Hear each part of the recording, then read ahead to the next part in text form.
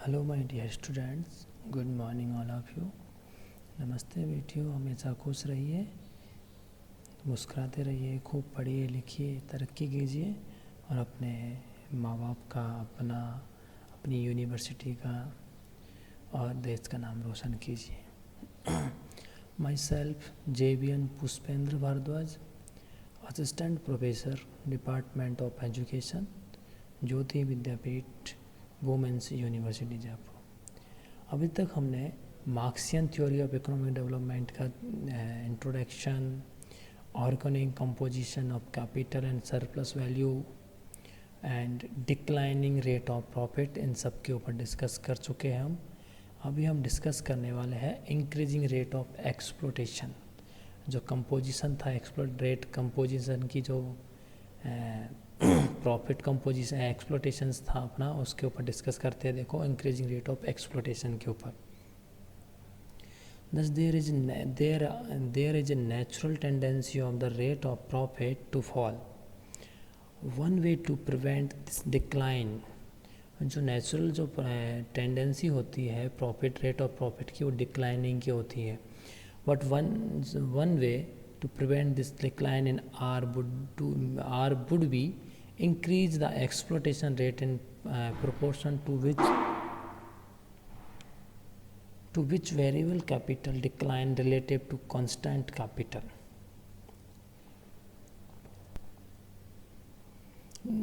The manner of increasing the exploitation rate, Marx claimed, was up to the devil's imagination of the capitalistic technological progress in the form of machinery or division of labor was not wholly beneficial way to improving growth either.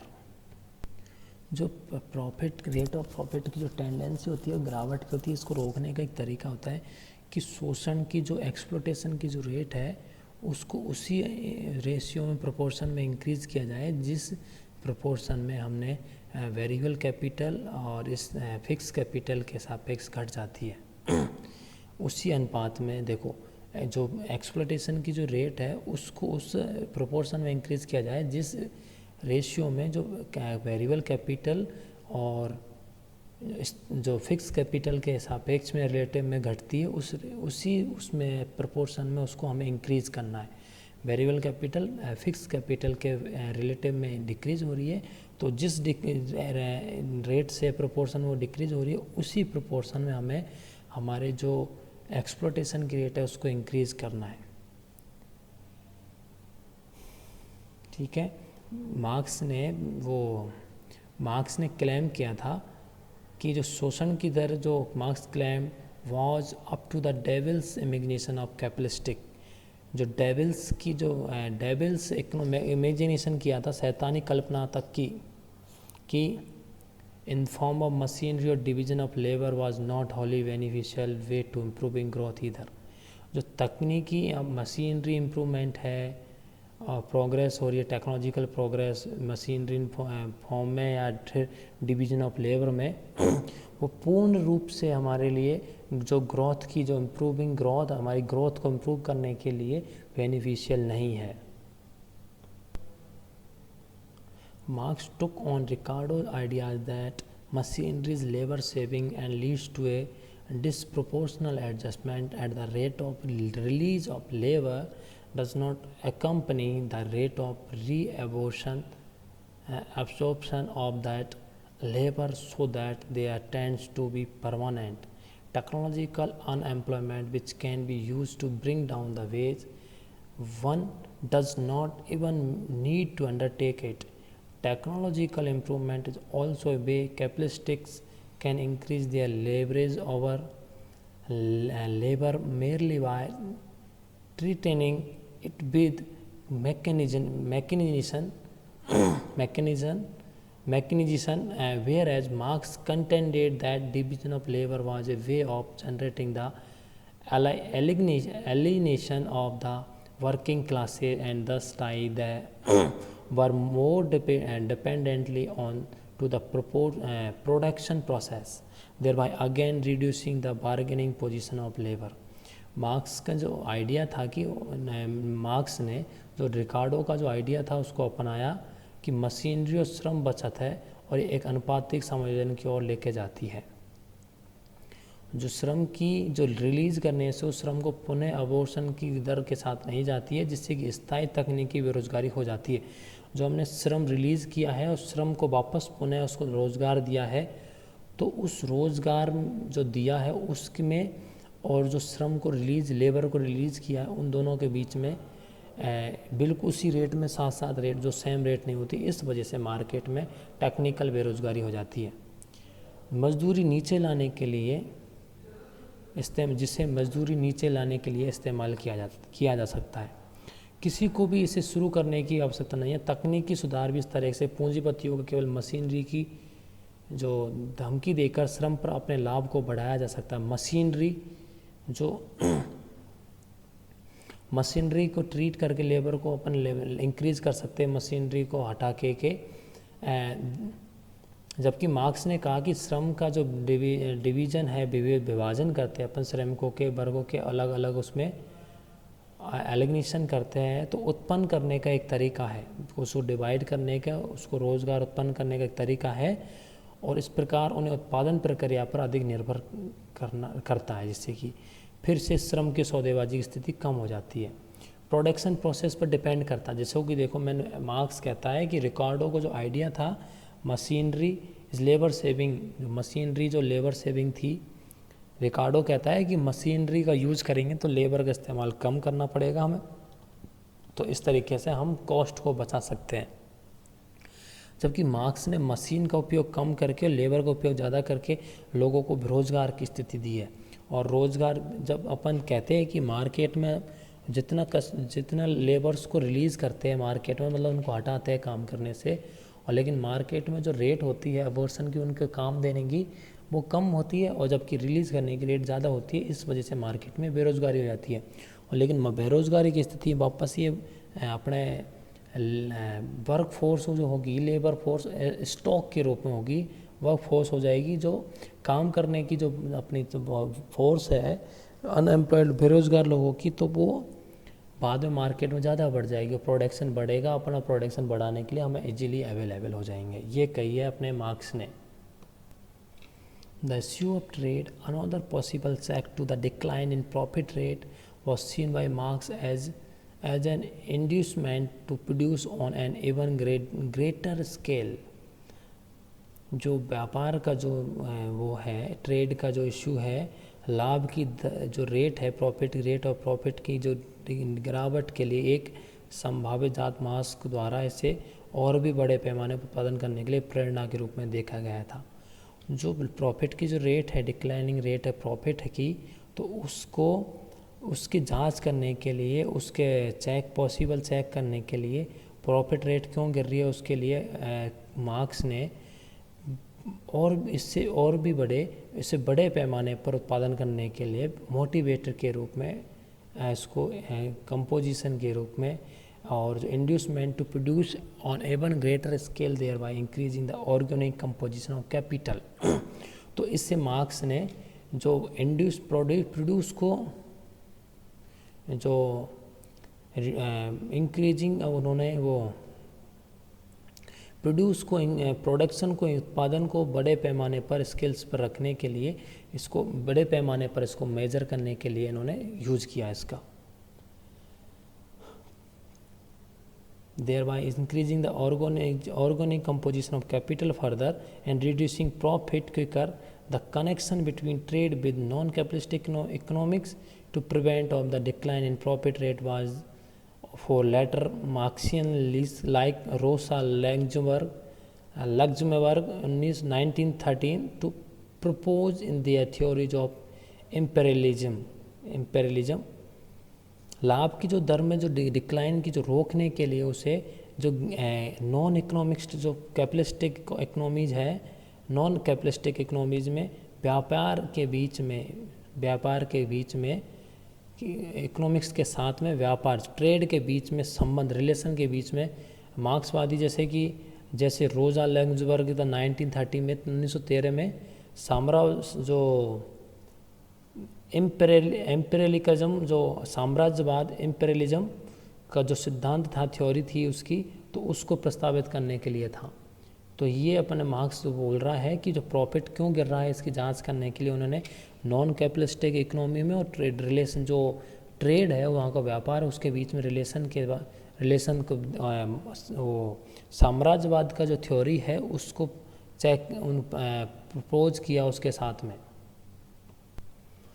However, despite all their efforts, Marx claimed that there were social limits to extent to which capitalistic could increase the exploitation rate.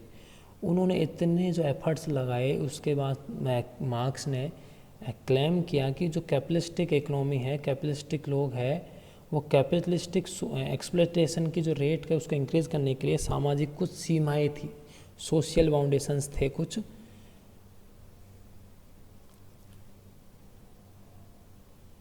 Social limits थी। तो इस वजह से, और while no such thing limits the growing organic composition of capital, कुछ जो सामाजिक limits थी, जबकि ऐसा कुछ कोई भी चीज़ पूंजी की बढ़ती संरचना को सीमित नहीं करती है। जो एक्सप्लोरेशन था, एक्सप्लोटेशन ऑफ अपना कैपिटल का, तो जो कैपिटल जो अपन कंपोजिशन था ऑर्गेनिक कैपिटल को कंपोजिशन, इस तरीके की कोई भी चीज़ नहीं है जो उसको ऑर्गेनिक कंपोजिशन ऑफ कैपिटल को ग्रो करने के लिए सीमाएं लिमिट निर्धारित करे, ऐसा कुछ भी नहीं है।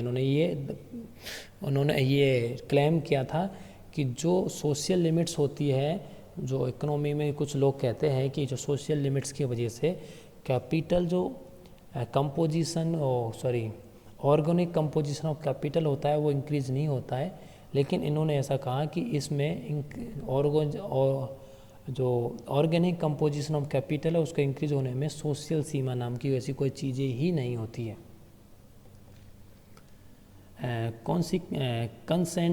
Consequently, Marx envisioned that greater cutthroat competition among capitalistic for that decline profit. उन्होंने रिजल्ट के रूप में देखा कि मार्क्स ने रिजल्ट के रूप में देखा कि जो डिक्लाइन प्रॉफिट थे, डिक्रीजिंग प्रॉफिट थे, के लिए पूंजीपतियों कैपिटलिस्टिक के जो बीच में अधिक से अधिक जो कट थ्रोट कंपटीशन है उसकी वजह से जो प्रॉफिट है वो डिक्लाइन हो रहा है। Then a crisis occur, large firm buy up the small firms at cheaper rates below at this to the total number of firms decline. और जो मैं एक संग इसको क्राइसिस के रूप में देखे, देन क्राइसिस के बाद संकट के रूप में बड़ी फर्म होती है, बड़ी लार्ज फर्म जो छोटी फर्म्स को सस्ती रेटों पर खरीदती है और मार्केट में नंबर ऑफ़ फर्म्स की संख्या कम हो, नंबर ऑफ़ फर्म्स जो होती है वो डिक्लाइन हो जाती है। और दिस विल बूट्स the surplus value as firm can now purchase capital.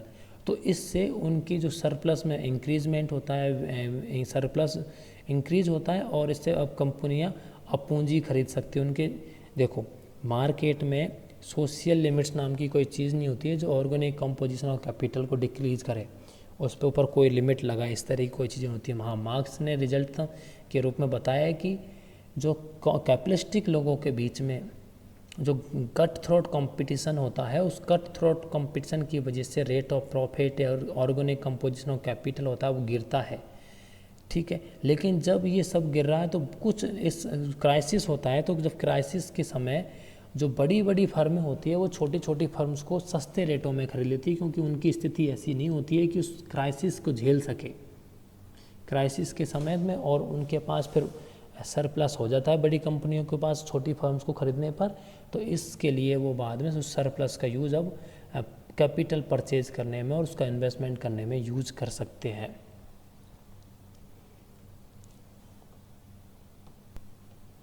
As capital becomes more concentrated in fewer hands, the increasing tendency for capital to be concentrated in fewer and fewer hands, combined with the greater misery of labor, would culminate in ever greater crisis, which would destroy capitalism as a whole. जैसे जैसे जो capital होती है वो कम जो कम से कम हाथों में होती है, उस केंद्रित होती है, सेंटर्ड होती है, तो उसके लिए पूंजी के लिए कम और कम हाथों में केंद्रित होने की प्रवृत्ति बढ़ती है, और श्रम की अधिक जो श्रम होता है लेबर, उसकी दुर्दशा अधिक बढ़ती जाती है, और जो संकट होता है क्राइसिस वो समाप्त हो जाएगा और पूंजीवादी को समग्र रूप से नष्ट कर देगा। पहले देखो धीरे धीरे कैपिटलिस्टिक के हाथों में जो कैपिटल थी वो सेंटर्ड होने लगी, कैपिटलिस्टिक के हाथों में सेंटर्ड होने लगी कैपिटल, फिर धीरे धीरे श्रम की दुर्दशा जो संयुक्त रूप से शुरू होगी उसको समाप्त करके, और जो आर्थिक संकट होगा वो समाप्त हो जाएगा, श्रम बढ़ने लग जाएगा, उत्पादन बढ़ने लग जाएगा। तो जो पूंजीवादी का कैपिटलिज्म जो है वो उसको ख़त्म कर देगी ये। तो ये बात की हमने इंक्रीजिंग रेट ऑफ एक्सप्लोटेशन कैसे होता है पूंजी के थ्रू शोषण, पूंजी का शोषण, रेट ऑफ एक्सप्लोटेशन कैसे बढ़ती है कैसे नहीं बढ़ती है, शोषण की रेट कि पूंजीपतियों के हाथ में जब कैपिटल ज़्यादा पहुंच जाएगी शोषण होने लगेगा, तो फिर धीरे धीरे शोषण को ख़त्म भी हो जाएगा, प्रॉफिट बढ़ेगा, प्रॉफिट घटेगा, और कुछ बड़ी फर्म छोटी फर्म्स को खरीदेंगे तो उनके पास सरप्लस होगा। ये सारी जो चीज़ें बातें की। अब बातें करें हम क्रिटिकल अप्रेजल्स की, इसके जो क्या क्या क्रिटिकल अप्रेजल्स थे इसके।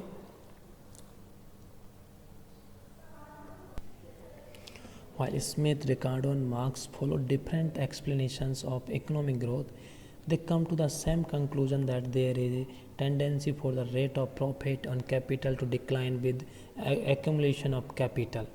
जो इसमें स्मिथ है और रिकार्डो, मार्क्स, इन सब ने अलग अलग एक्सप्लेनेशन दी, बट वो एक कंक्लूजन के ऊपर पहुंचते कि जो rate of profit on capital to decline with accumulation of capital, accumulation of capital के साथ जो कैपिटल डिक्लाइन होती है तो रेट ऑफ प्रॉफिट की जो टेंडेंसी होती है कैपिटल पर घटने की, तो वो एक्यूमुलेशन ऑफ कैपिटल के साथ होता है।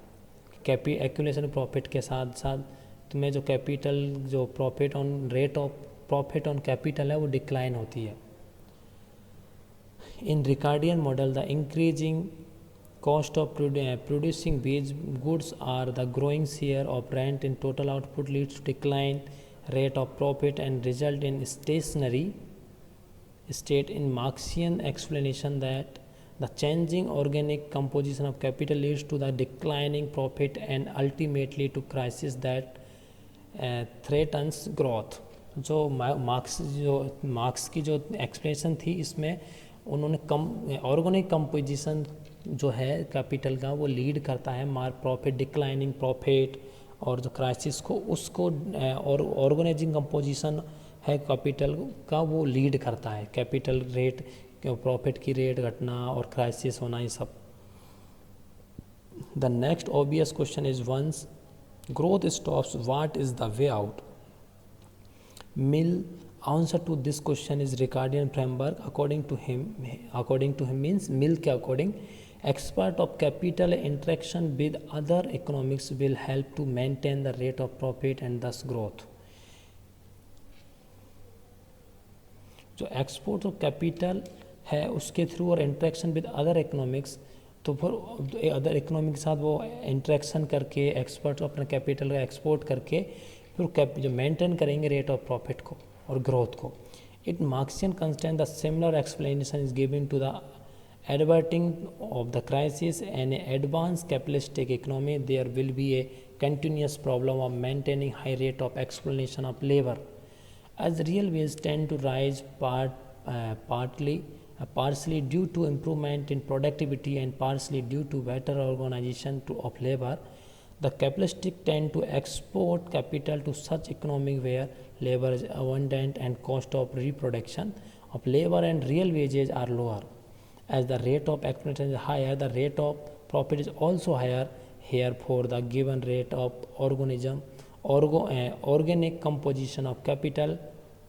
A crisis thus can be deferred if not adverted that will benefit capitalistic classes. तो ये बात की हमने क्रिटिकल अप्रेजल्स की इसकी। तो क्रिटिकल अप्रेजल्स में अधिकतर जो मार्क्स ने कार्ल मार्क्स है, एडम स्मिथ है और डेविड रिकार्डो और मिल, इन सब के आपस में जो स्टेटमेंट थे, जो रिजल्ट था वो सब एक सेम है। Marx explanation is however subject to criticism. For example, first is once the assumption of diminishing return has been abandoned. जो इसके क्रिटिसिज्म अगर मैं बात करूँ एक्सप्लेनेशन के मार्क्स की, तो जो diminishing return has been abandoned, a fall in profit is possible but not inevitable. जो मार्क्स की जो क्रिटिसिज्म की बात करें तो मार्क्स ने बोला था exploitation of rate of expression limited by the once the assumption of diminishing return has been abandoned, a fall in profit is possible but is not inevitable. जो एक बार रिटर्न जो घटते रिटर्न है अपने, जो उस धारणा को छोड़ दिया जाए, उसको डिमिनिशिंग रिटर्न को छोड़ दिया जाए, तो लाभ में जो प्रॉफिट है वो उसमें पॉसिबिलिटी है कि वो गिर जाएगा, लेकिन ऐसा ज़रूरी नहीं है. Next is the marks explanation of rate of exploitation is limited by the length of working day which is not a प्लेसेबल assumption. जो शोषण रेट ऑफ एक्सप्लोटेशन थी मार्क्स की व्याख्या एक डे के लिमिट तक, एक डे की जो लेंथ है उसके अकॉर्डिंग ही सीमित है, बल्कि ये जो कि एक प्रशंसनीय धारणा नहीं है, ये कि विश्वसनीय नहीं है. ठीक है. Next is the constant capital और C in Marx framework include fix capital and other non labour inputs and the increased use of machinery would not lead to rise in organic composition of capital if the cost of other non-labor inputs fall. तो third point में बोला है marks ने कि जो अपनी constant capital है framework, तो सी में जो मशीनरी फिक्स को कैपिटल है अपनी और अदर जो गैर श्रम इनपुट शामिल है, यदि गैर श्रम इनपुट्स की कॉस्ट में गिरावट आती है तो मशीनरी के उपयोग में से वृद्धि से पूंजी की जैविक संरचना में वृद्धि नहीं होगी. अगर देखो फिक्स कैपिटल हो गई, एक होती है अपनी वेरिएबल कैपिटल, तो इन जो फिक्स कैपिटल मशीनरी है और जो अपने वेरिएबल कैपिटल वो क्या रहेगी, अपना श्रम लेबर रहेगी नॉन. तो अगर तो अदर नॉन लेबर इनपुट्स, तो अगर इनमें नॉन अदर तो फिक्स कैपिटल में मशीनरी हो गई एंड नॉन लेबर इनपुट्स में अगर गिरावट आती है, मशीनरी या अन अदर्स में कोई भी गिरावट आती है, तो जो कैपिटल होती है, कैपिटल का जो ऑर्गेनिक कंपोजिशन होता है उसमें गिरावट, उसमें वृद्धि नहीं होती है. ठीक है.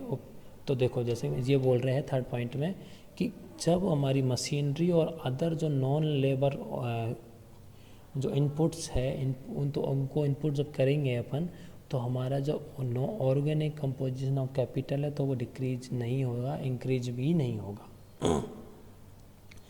Next is technological progress which is labour saving will also lead to more economically produce durable goods and this might not necessarily lead to rise in organic composition of capital.